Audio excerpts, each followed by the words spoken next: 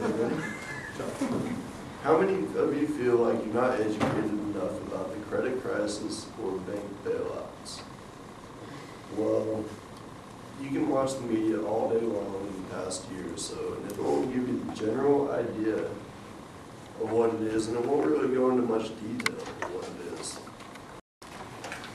Knowing this information will help you understand the logic behind everything that's going on, and it affects everybody, so you should really know. My goal is to inform you about collateralized debt obligations, TARP, and bad banks. So what is a CDO? A CDO is a collateralized debt obligation, in where banks took thousands of prime or good and subprime or bad loans and put them all into a little box and sold them to investment bankers. And I have a little video here to explain what the investment bankers did. Where's the sound? Oh, it's that little knob. Right next to the on button. Homeowners of all the mortgages in the box. Then he sicks his banker wizards on it to work their financial magic, which is basically cutting it into 3 slices. Safe, okay, and risky. They pack the slices back up in the box and call it a collateralized debt obligation, or CDO. A CDO works like 3 cascading trays. As money comes in, the top tray fills first, then spills over into the middle, and whatever is left into the bottom. The money comes from homeowners paying off their mortgages. If some owners don't pay and default on their mortgage, less money comes in, and the bottom tray may not get filled. This makes the bottom tray riskier, and the top tray safer. To compensate for the... Now, because this is riskier, it gets a higher rate of return for investors, say 10%. And this one would be less return, but it's safer, like 4%. This one would be 7%. Now, everything's good and everybody's happy as long as people make their payments on their houses, right?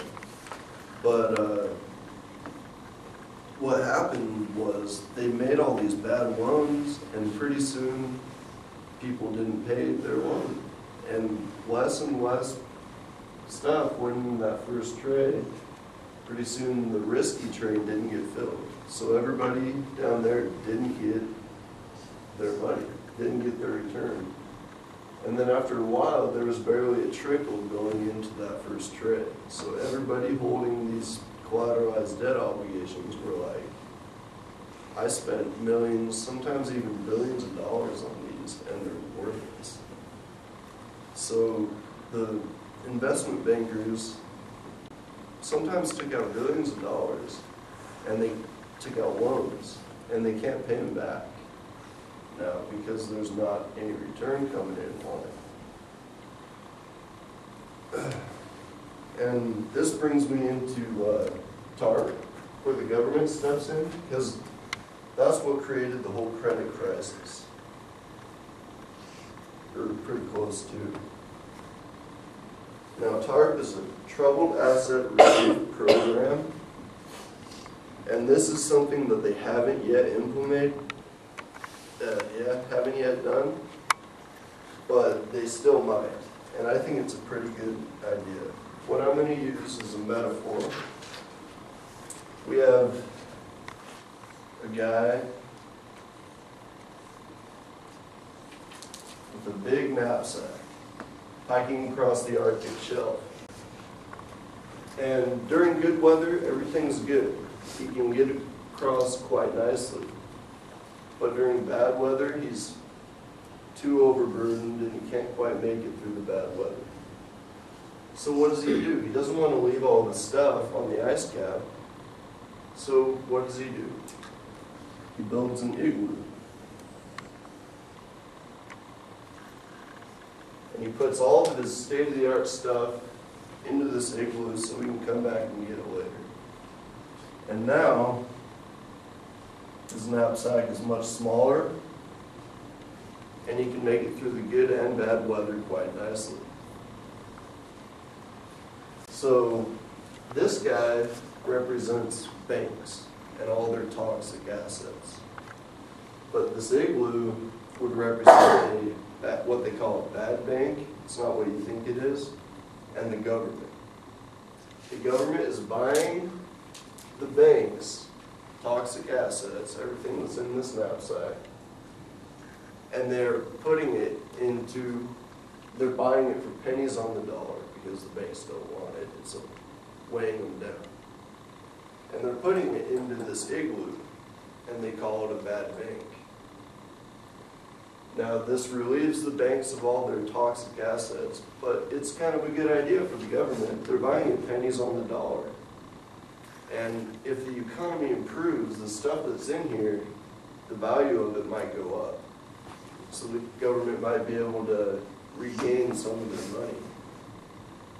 But if the economy goes down, then they'll be worthless, and the government will just be out that money.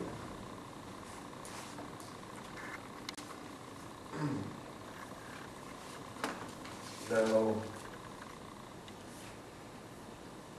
to summarize, the banks took out risky loans. The loans went in form of CDOs. The CDOs became worthless, and the government was buying these as an investment. It hasn't happened yet, but it might. In this speech, I've given you all the basic information that I can give in a 6-minute speech. These two sites right here, Vimeo.com was the one that I showed you, and this one right here was the example that I showed you. I recommend you guys go and watch it, and I hope you learned a lot in this speech.